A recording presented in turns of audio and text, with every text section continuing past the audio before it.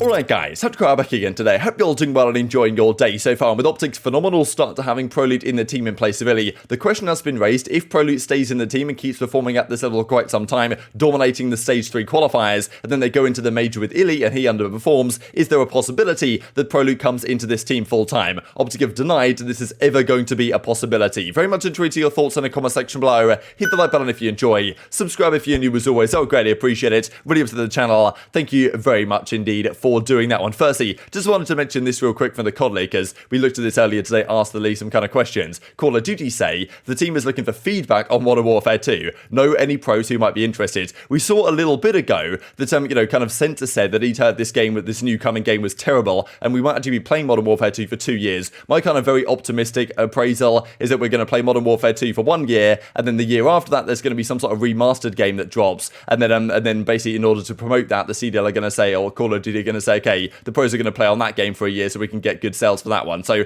that's my hope, that we play that Black Ops 3 remaster or something. It's not going to happen, but we can wonder. Anyway, Parasite says in replies, do you want an honest opinion? Because it was Censor that said that, okay, he'd heard from his sources that the game was terrible, this Modern Warfare 2 was terrible. And of course we theorise that the sources might just be the pros that went to test it in LA a few weeks ago now, because who else would Censor's sources be other than the pros that he's known and are friends with for very long periods of time, that, so we'll see on that one. But Parasite says you want an honest opinion, so he wants to get out there, and Slasher's like, good question, Chris, because, they're kind of not expecting this game to be that good. I'm not sure Slasher was one of the guys out there testing, but, I'm sure that Parasite and Slasher probably also heard from maybe the same sources that Center has, that this game leaves something to be desired, at least from a competitive perspective. But maybe on the casual side, it'll be good as Modern Warfare 2019 was, and maybe that'll help catalyze the competitive scene to a degree. But if we're playing Domination again, it's going to be tough scenes, and hopefully they're not listening to Attach, to be honest. Hope we get a COD Vanguard 2 one day. So, definitely hope that the COD developers have Attach's tweets on mute or whatever, so they don't have to, deal with any of this kind of fugazi. This also just was kind of funny as we're talking about Minnesota Rokkr, and before we talk about some power rankings here in a second, trying to kind of tweet this one out, and I thought this is rather funny because Rokkr say nobody knows what these even are, right? I guess they talk about Canadian fast food edition and stuff, and then they come back out with this, right? So their initial tweet was like, okay, one stage, the rest have to go, and then they come out with this with Priestahh in here as well. Hopefully you can figure this one out and basically get rid of Priestahh effectively, because we've seen that Priestahh, yes, he dropped like a 1.0 or something. He had a decent couple of maps in their last couple of good series victories, but statistically he's not been great for a long period of time, and if they do start to fall off and struggle again, Priestahh is probably the obvious candidate to go, and I do wonder how he would perform in a different environment. But of course, they won the Stage 5 major last year. We know that kind of Attach always gets his piece of the pie. He's only been doing his best to try and get over the line, but whether this team is a team that is capable of doing so, I don't know. Like the other purple team, Los Angeles Guerrillas, there's a couple of purple teams, both of them, I guess. The other purple teams, Toronto won the Kickoff Classic, and Los Angeles Guerrillas won Stage 2, so maybe Minnesota Rokkr was written in the stars for them to kind of complete the trio and get Attach's slice of the pie once again. Speaking of, I guess, the purple teams right here, they're actually all behind each other in the power rankings that Deserto come out with. But thought this was rather interesting actually just to look at real quick. OpTic, FaZe, Subliners seem to be the top 3. I think that's relatively unanimous actually, just based on these performances lately. Rokkr are up a fair few places, I think that's fair enough. Los Angeles Guerrillas dropping down, as are the Mutineers. Seattle Surge stay 10th. I feel like this is slightly harshly done on the Ravens, just because, okay, maybe this is actually fair enough. They did only 3-2 parries, and they did get 3-0'd by the Los Angeles Thieves. So maybe 11th is fair enough, but I still feel like it's slightly doing them a little bit harshly, just because I think when their hardpoint improves, which, maybe isn't going to happen all that much. And also Los Angeles Guerrillas are probably, lately, they're definitely performing way worse than 8th, right? But we saw earlier today, they've made the Gunless for Spart move once again that they believe might well take them back in the right direction. Boston are still somehow 4th.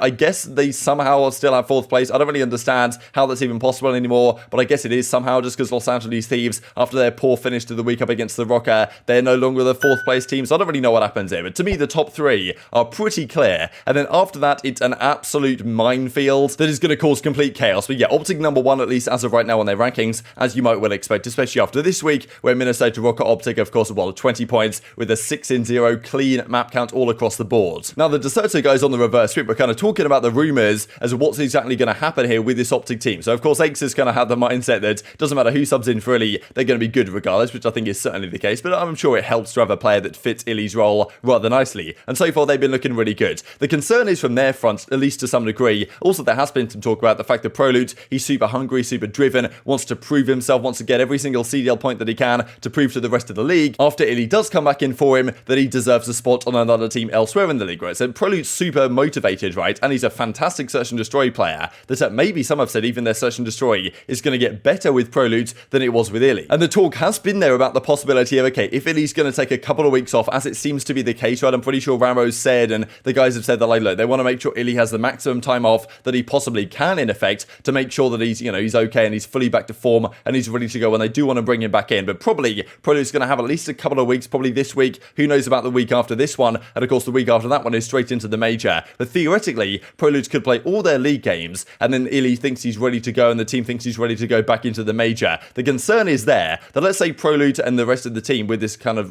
current roster dominate all the league play matches. They then bring iLLeY back for the major with a good seeding. They underperform. iLLeY doesn't play great, so they fall out of the tournament early on. Is that straight up disrespectful to Prolute, right, and what he's done? As kind of Doug says right here, could he actually be staying on OpTic longer for a few weeks? Because let's say like they do phenomenally well in these qualification games, and maybe iLLeY, like, he thinks, okay, yes, I'm probably full health now, but I'm not super caught up on the meta, right? Maybe Berlin Control, like, is a pretty common map at the moment. A lot of teams are kind of changing how they play it over time, and if I'm not in scrims, like, I'm going to lose out on some of that knowledge. It might take me a little bit of time to catch up, and maybe he thinks, okay, let's give Prolute to go this tournament. Who knows? They're 2-0. They haven't dropped the map. If they keep on playing like this and say they go into the major and win, I don't know if you can just swap him out. We don't know how long iLLeY's out for, right? I don't think anything was ever said officially.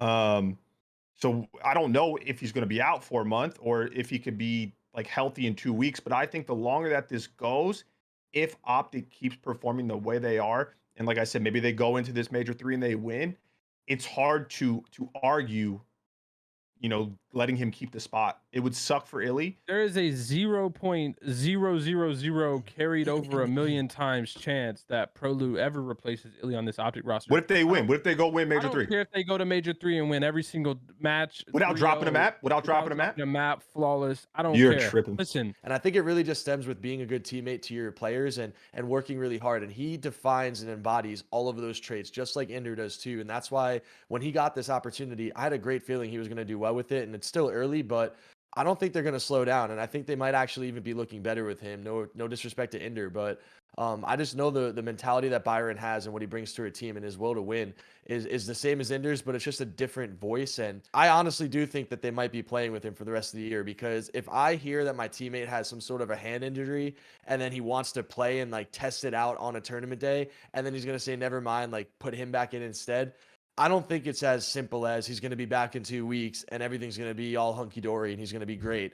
I also feel like if your teammate comes back and he starts getting smoked, and iLLeY's never been the person to just go nuts. Like, I think he's had like 2 really insane series in his like career on LAN, but he's never been the person that goes nuts. He literally had the tournament of his life at the event they won. That's why they won it.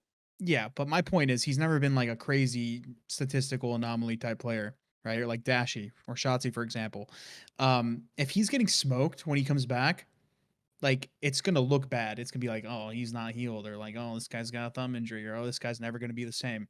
Like, at least from a viewer perspective, I don't know, his teammates aren't going to treat him that way, but like... So regardless of what happens here over the coming weeks, of course, and going into the major, there was even this talk about the fact that form was like, okay, maybe I'll hop on the game for a few weeks, and if Scub is down to bring me back, I'll come in and step in for the major, if at all necessary. Now, look, we hope at least that iLLeY is going to be back in full force for, probably next week of matches and the major as well, but of course, there is a world in which Prolute has to step into the team for longer. Like, the guys were there saying that, okay, when these kind of rumors happen about thumb injuries and stuff, it might not be quite as small of an issue as some people are suggesting, at least from the OpTic front. But OpTic are saying, look, there's absolutely zero chance at all that Prolute is going to stay in this team longer than absolutely necessary. Like, look, they respect him a lot. They're good friends with him. iLLeY's good friends with him. So is Dashy. But, they're saying pretty much unanimously, or very much unanimously, and very clearly, that, whatever happens here with the iLLeY situation, whatever happens with Prolute, however much they dominate FaZe next weekend if they can, even with Prolute in the team, iLLeY is 100% making the comeback into the roster. And that's what Rambo explains right here, saying that from a championship winning level,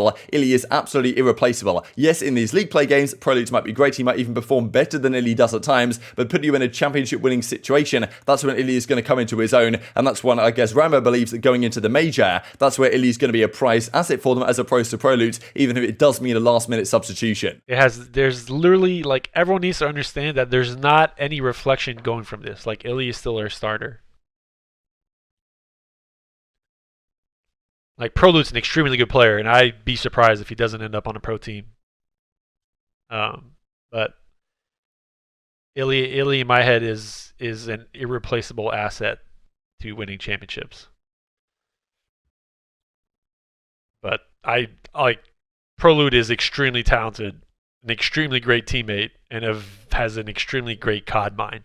And I'm saying extremely in a way where everyone needs to like understand this kid's really good, like now. So what do you guys think about this? It's really difficult to predict how the future is going to go, but I wouldn't be surprised in all honesty if we get a situation where the next couple of weeks of league games, like Prolute steps into the team for maybe a few more weeks. Let's say they go like 2-1 out of their last 3 games. They're not easy games, but let's say they go like 4-1, pretty solid map counts. They go into the major with a pretty good seed, and then iLLeY's actually like, feels like he's good back to go for the major. And of course it is in Toronto, right? That's iLLeY's home. He certainly wants to compete at the Toronto major in front of his home crowd, in front of his fans. Like he has like 60, 70 people, his friends and family, coming to this event to kind of watch him play. So he certainly wants to play at Toronto. That's his absolute 100% goal. And therefore, like I'm sure he'll be very much pushing Rokkr and the team to let him play if he feels like he's ready to go. So if he feels like he has to take a few weeks off here to make sure he's 100% recovered to play at Toronto, I'm sure he's going to absolutely 100% try and do that. And the team is certainly going to facilitate it. The concern is that if he doesn't perform as well as Prolute has been, or if the team underperforms what they look like in the qualifiers, then what does that mean for him in the squad? Because we've seen kind of what's happened to Los Angeles Guerrillas, where they of course performed really well with Spart, with their substitute initially. That of course didn't work out. We saw it, well, just earlier today actually, they made the move again to drop Spart from the team and bring back Gunless. But of course, you know, Spart in that roster initially, like with kind of a similar Prolute situation, you can argue in a similar boat where they have the early honeymoon type period, and it works out rather well. And if iLLeY does come back and doesn't perform in the team, I do wonder what, like, you know, what the fan base is going to say. That some of the stuff, there's going to be questions there, right? Because if Prolute plays these 3 weeks and does really well and then doesn't get the chance to play, like, look, we know how OpTic are as an organization. iLLeY's definitely going to come back, and Rambo says he's straight up irreplaceable, especially in kind of tournament championship situations. But maybe Prolute would feel somewhat harshly done by if he plays all their 5 league games, go to the major, and then OpTic maybe fall short without him in the team. I think it's going to be an interesting dynamic to keep your eyes on going forward. Wanted to mention a few things here just to close out the video. Early today we talked about kind of, well, maps from some of the legendary Call of Duty maps. Lineman had this beautiful idea to kind of do this as well. Look at these maps from Advanced Warfare as well. This game was absolutely stacked. There were a few of these with DLCs, Compound, Drift actually with DLC maps, Skyrise of course, but some absolutely superb maps in here. Biolab is one of my favorite maps of all time. Riot Search and Destroy is one of my favorite S&D maps ever. Like there's so many great maps in this game. And this also I thought was rather interesting, just kind of ask you guys on this in the comment section below. We've got to pick 2 maps from Black Ops 2 that are kind of the best ones ever that move on. To me, it's got to be Raid and South. There is literally no other answer. Yemen honestly is not too far off. I don't actually like Slums that much. It's okay, but Yemen I thought was really nice for Hardpoint. But Raid and Standoff, there's no question about it. Now this one from Ghost is well, maybe more interesting or more difficult to call for me, because I absolutely loved Warhawk, especially Search and Destroy. The other game modes as well, it's good, but Warhawk, Search and Destroy is a must-have in my opinion. And then they've got to choose one of the other 4. Octane is probably a no-go. It was good for Surge. There was some interesting stuff you could do, but not spectacular. Freight, Strike Zone, and Sovereign. Strike Zone effectively like it was a remake of Dome. At least the map design is similar to Dome, but they change around, of course, the looks and stuff. I'm going to go for a hot take here and actually take Sovereign and Warhawk, because I do like Freight, but I think it maybe was somewhat overrated. And Sovereign I really like for like all the game modes, Search and Destroy, and Domination as well, with quality on this map. So yeah, for me it's Sovereign and Warhawk, but that might be a bit of a hot take. Very much enjoyed your perspective in the comment section below. Just wanted to mention this as well real quick, just before we close out the video. It was on this day in 2021 that the Stage 3 major was already happening, right? So yeah, it does make you wonder why this mid-season break was even necessary. But very much enjoyed your thoughts down below. Hope you guys enjoyed the video. If you did enjoy it, hit the like button, tells the YouTube gods this is a good video,